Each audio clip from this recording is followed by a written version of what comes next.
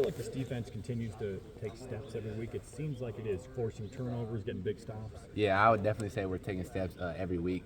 Coaches are emphasizing, come out, get better each and every single day, and we preach to our players or the DB room and just all across the board. Like, we can always give more. No matter how good we're doing, good, bad, or indifferent, you can always give more.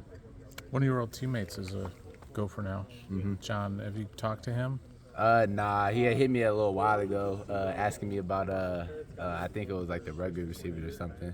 I got back to him a little late, but no, I haven't talked to him recently. But love that guy, but he's on the other side, and I don't like him right now. So. I want to ask you about X Xavier in the backfield.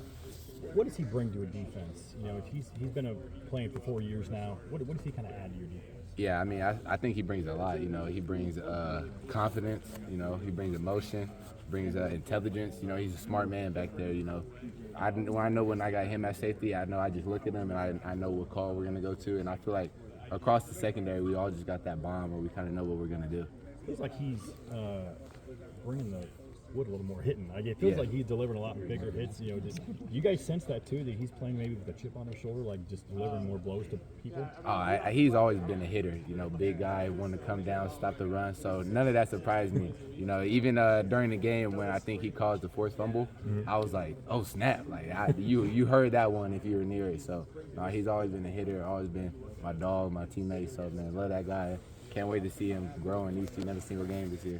And you tipped the pass, right, that he picked? Yeah. What was that like? You tipped it, you look back, he's got it, he's running. I was did so you give hyped him up. a hard time for not getting in? Yeah. Oh, yeah, I was pissed. I was. I came to this. At first, I was hyped up. I don't think I moved from my spot where I broke the pass up for like 10 seconds almost, but I got to the sideline. And I was yelling at him like, hey, like, score. Like, what's wrong with you? You got to keep I don't know what the streak is of our pick six, but we keep going down at the one. Yeah. And coach makes fun of us, so we just want to get to the ball to the one. But, we're going to get one of these pretty soon. Has quarterback both times, right? Yeah. They made the tackle on you guys. Yeah, I think so. So, man, I don't know what we got to do, but we got to start, doing some running back drills, make the quarterback miss or something. Has Coach Wallace stopped chirping yet? Nah, he's never gonna stop chirping, but that's because he expects greatness out of us, and he just wants us to see us do great, do better, and he knows we can give so much more each and every single day. So I tell him, keep chirping, and we chirp right back at him. The era of the transfer portal does bring kind of a new dynamic to relationships between you guys. Like you and John Nestor is a perfect example of that. Like, do you guys compare notes, share ideas with each other as long as you're not like helping each other in the, this actual game you're going to be playing? Not me personally, okay. If it's not about Iowa, like I don't really care about any other program unless it's the team we're playing that week. So, I want success for John and everything he does, but, as it comes to us versus them, and that's exactly how it is, us versus them. So did you accidentally get back to him too late on the Rutgers notes, or was that intentional? No. I'm actually Sunday already. I'm actually a terrible texter. Like I'll read a text and I'll respond in my mind and like try to get back as soon as possible, and then it'll just slip. But no, I meant to get back to him. But like if he ever has any questions, I'll always be gladly helpful to him. But when it comes to Iowa, I don't even want to talk to him this week. Forcing turnovers the past few games has been big for you guys. Started slow during the season. How has that kind of switched the confidence and the momentum of this defense as you force those turnovers?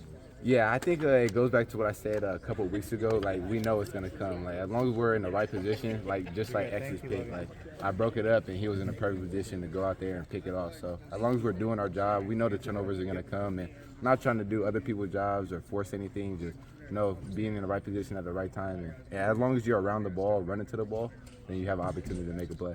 TJ, what did you learn about your team? What did you guys learn about yourselves based on the third and fourth quarter comeback? It's something that in your 4 years you haven't really been able to do, like actually go out and make a stop and then make a comeback on offense. What did you learn about your team? I think we learned that we're a team that is able to find a way to win games late in the fourth quarter. That was something one of our honorary captains had said.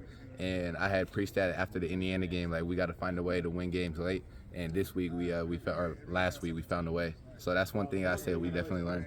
What goes into those fourth down stops that you guys continually to make those plays? Yeah, I just say everything, like mental and physical toughness, focus. Like you got to be locked in. You know, 4th and 1, they can, most of the time they want to run, but they can also pass. And just reading your keys and doing your job at the end of the day. Was that this last week's honorary captain, or was it somebody else early in the season? It was the Indiana honorary captain. Carney? What was it? Dan Dan. Carney? Yeah, Dan. Okay. Yeah, he was, man, like I said, one of the best honorary captains I've ever heard. So I got it in my notebook. Like, he just said so many quotes and so many things that inspired us. And, you know, it really hurt not just me, but the whole team that we couldn't finish out that game. But it also helped us and learn and grow to able to win those games late in the 4th quarter. Does every honorary captain come in and kind of give you guys that same level of hype speech? Yeah, definitely. I definitely say so. Most of the honorary captains we had, they always bring intensity, great wisdom, and just, you know, a lot of knowledge in that. And I really, this past year, I really, it's tough to say, like, been really locked in to say just on taking notes and really just living in the moment, living in the present time. Desmond King's he was with you guys in camp. I saw him back here last week. How is he helping you? Yeah, he's been tremendous help. Like, he's just another voice that, you know, he played the game. He knows what he sees, what we see out there, and just form of technique-wise and how to play something and how to be more patient. So he's been a tremendous help, and I'm glad Des is here. Dude, your girls on the field.